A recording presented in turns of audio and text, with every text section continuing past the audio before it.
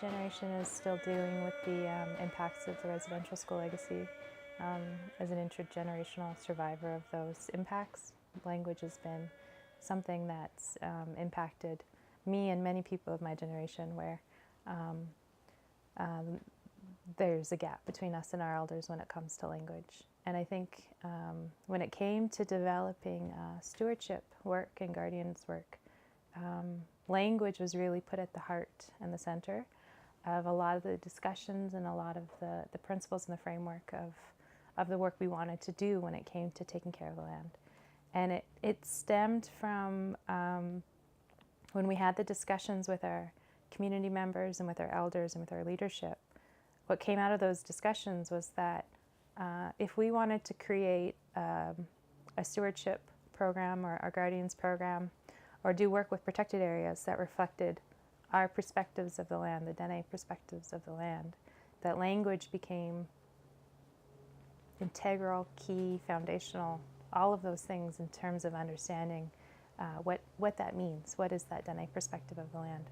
And so in the Deh Cho, there's been a push for strengthening of language. And we're really fortunate, I think, in the north, where even in communities where maybe the language isn't as strong as it once was, there still are a lot of language speakers in our communities. There still are a lot of first language speakers in our communities. And so I think we're at a critical moment in our history where we need to start putting in those efforts now, so that way a generation or two down the line, the language is still a vital part of the way we are and the way we see the world. So in the Deh Cho, they have some immersion programs in one of our communities. Through the regional office, they've been partnering with institutions like the University of Victoria to do Indigenous language revitalization programs, where they create like language speakers through those programs. So it's a start. It's not enough. We've been also endeavoring to do things through our stewardship programming, like language immersion programs, language immersion camps, because that's one of the lessons that the elders keep saying, is that the language comes from the land, and the best way and the best place to learn the language is out on the land. And so they've really encouraged in our discussions that when we think about strengthening language, that we understand that one way to do that, the best way to do that, is to do it on the land. I talked about the importance of language in those discussions, but the other things that came out was the importance of our Dene laws. And all Indigenous people have laws or principles that they follow. They reflect one another, but everybody has their own versions. And the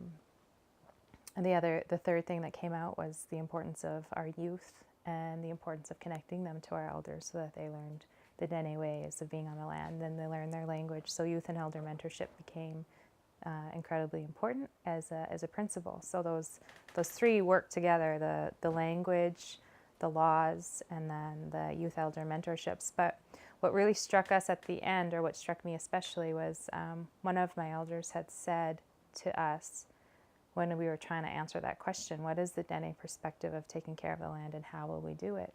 And she had said to me, and to the group, not just to me, but to all of us, she had said that if you were to fly over the Deh Cho, if you were to fly over our lands, you would see that the land is very well taken care of. You can see that the water is intact and pristine, and that there's forests and there's trees, and that it's well taken care of. You might think that nobody was here, even, that's how well the land is taken care of. And she had said, we've always been here since time immemorial, taking care of each other and taking care of the land according to those Dene laws. And all we need to do is we need to keep doing that.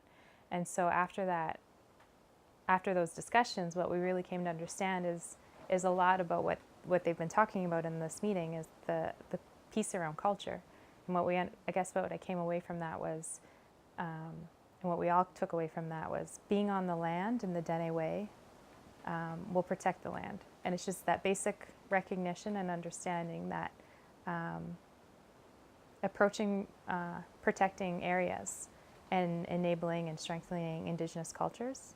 If Indigenous cultures can continue to thrive into the future, then you're doing something right, because the land is so central to Indigenous cultures, that if you have a healthy culture, then the land will be healthy as well. So